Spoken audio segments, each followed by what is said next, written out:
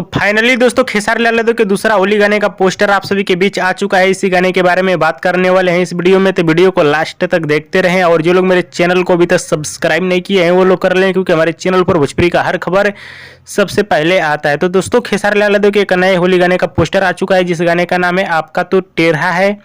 आपका तो टेढ़ा है इस गाने को लिखे हैं कृष्णा बेदर्दी, गाने में संगीत दिए हैं आर्या शर्मा, गाने को गाए हैं भोजपुरी के दबंग स्टार खेसारी लाल यादव और नेहा राज ने, जो कि बहुत ही कमाल का शानदार और बवाल होली गाना होने वाला है, जो कि आप सभी को ये गाना बहुत ज़्यादा पसंद आने वाला है। जी हाँ दोस्तों, ये गाना आप सभी को बहुत ज़्यादा पसंद आने वाला है।